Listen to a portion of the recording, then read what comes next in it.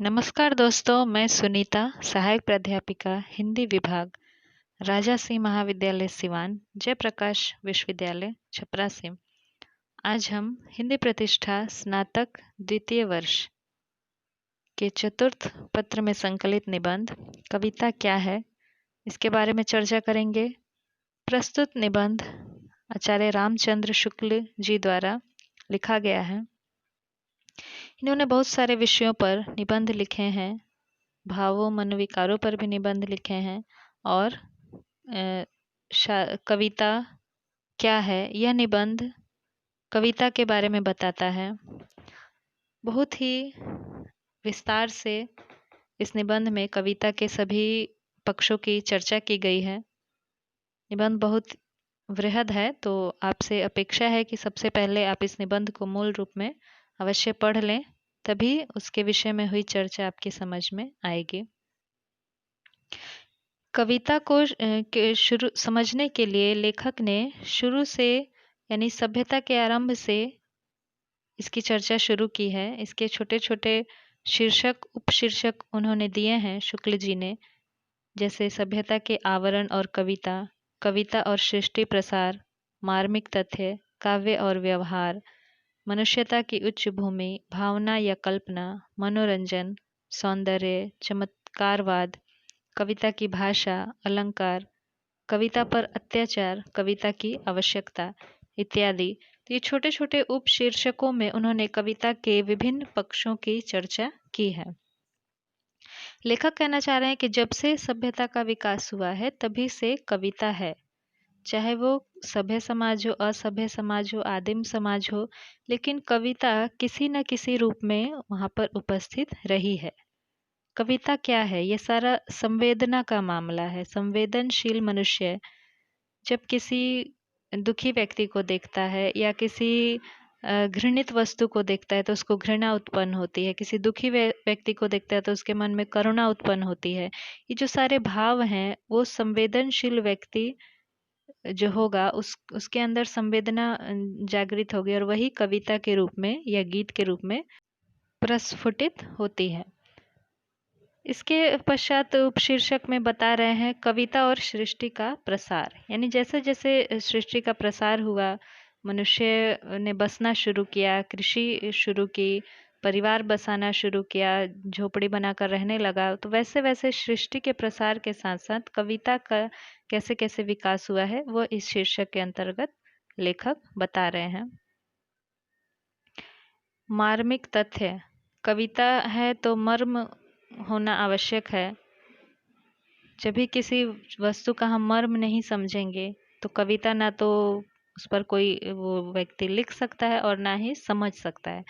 जो व्यक्ति बिल्कुल ही कठोर हो चुका है, दिन प्रतिदिन के अपने कार्यकलापों में एकदम जड़ हो चुका है, उसके कई उदाहरण भी दिए हैं शुक्ल जी ने। जैसे कि कोई क्रूर राज कर्मचारी है, वो एक मशीनी जीवन जी रहा है कि उसको किसी की संवेदना से कोई मतलब नहीं है। तो ऐसे पत्थर हो चुके हृदयों में संवेदना का जो कैसे जगाई जा सकती है, उसका माध्यम है कविता। कविता के माध्यम से जो हृदय में कोमल भाव जो सो रहे हैं उनको जगाया जा सकता है। ये कविता का ये कार्य है। और इसके पश्चात बात करते हुए शुक्ल जी कह रहे हैं कि भावना या कल्पना इसमें प्रधान है। ऐसा आवश्यक नहीं है कि जो भी हमारे सामने गुजर रहा है वो यथा तथ्य ही वह कविता में लिखे। उसमें कल्पना और भावना जो हमारे पूर्व के अनुभव हैं उनके आधार पर भी उसमें कल्पना का भी प्रयोग किया जाता है और उसमें अपनी भावनाओं को भी जोड़ा जाता है। मनोरंजन के विषय में शुक्ल जी कहते हैं कि मनोरंजन तो करती ही है कविता। ये तो है कि कविता या कोई भी कृति पढ़ने से मनोरंजन होता है, परंतु केवल मनोरंजन ही उसका उद्देश्य नहीं है। वो मनोरंजन के अतिरिक्त भी कुछ और है जो हमें सुधार करे, हमें कुछ शिक्षा दे।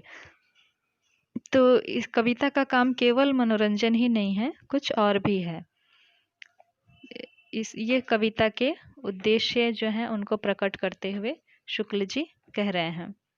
इसके अतिरिक्त चमत्कारवाद, जैसे रीतिकाल, इससे पहले हमने रीतिकाल इस हिंदी साहित्य के इतिहास में देखा, रीतिकाल में चमत्कारवाद की बहुत ही अधिक महत्ता है। वो वैसे ही अलंकारों का प्रयोग किया जाता था, छंदों का, कि जिससे चमत्कार उत्पन्न हो। तो वो भी एक कविता में, वो भी उसका भी एक स्थान है, वो भी चीज़ें स्थान रखती हैं। कविता की भाषा पर बात करते हुए शुक्ल जी कहते हैं कि भाषा जो है वो बदलती तो है, परंतु एकदम से नहीं बदलती है।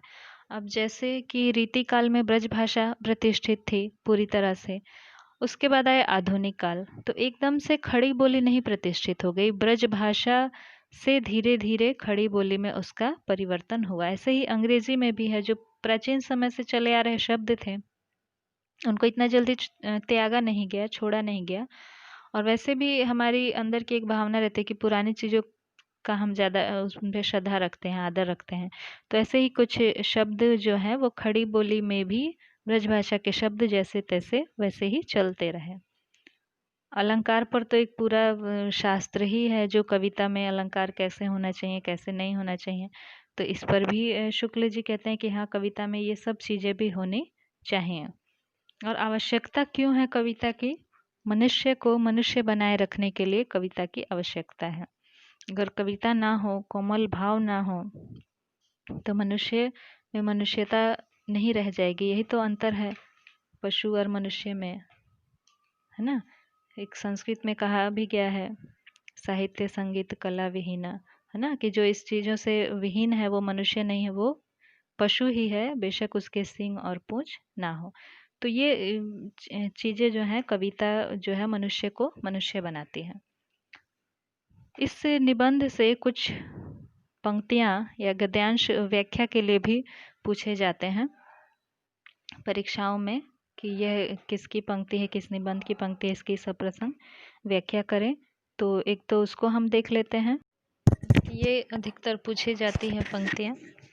इसकी सप्रसंग व्याख्या करने के लिए पंक्ति इस प्रकार है: जिस प्रकार आत्मा की मुक्तावस्था ज्ञान दशा कहलाती है, उसी प्रकार हृदय की मुक्तावस्था रस दशा कहलाती है। दूसरा है, काव्य में अर्थ ग्रहण से काम नहीं चलता, बिंब ग्रहण अपेक्षित है। तीसरा, कविता का काम मनोरंजन ही नहीं, कुछ और भी है। तो इन पंक्तियों की आपको व्याख्या करने के लिए पूछी जा सकती है, या वैकल्पिक प्रश्न में पूछा जा सकता है कि प्रस्तुत पंक्ति किस निबंध से ली गई है। तो ये आपको पता होना चाहिए। रामचंद्र शुक्ल जी द्वारा रचित निबंध कविता क्या है से ये पंक्ति ली गई है, और इसकी व्याख्या, इसको आपको समझाना है कि क्या इसमें लेखक कहना चाह रहे हैं। लेखक कहना चाह रहे हैं कि जैसे आत्मा अगर मुक्त हो जाए सब चीज़ों से, संकीर्ण विचारों से, तो उसको ज्ञान दशा कहलाते हैं, और हृदय अगर मुक्त हो जाए तो उसे रस दशा कहते हैं। तो इन सब की आप व्याख्या भी कर लेंगे, ये निबंध। और इसकी व्याख्या यहाँ पर ये चर्चा समाप्त होती है। मिलते हैं अगले वीडियो में एक नए विषय के साथ। तब तक के लिए नमस्कार।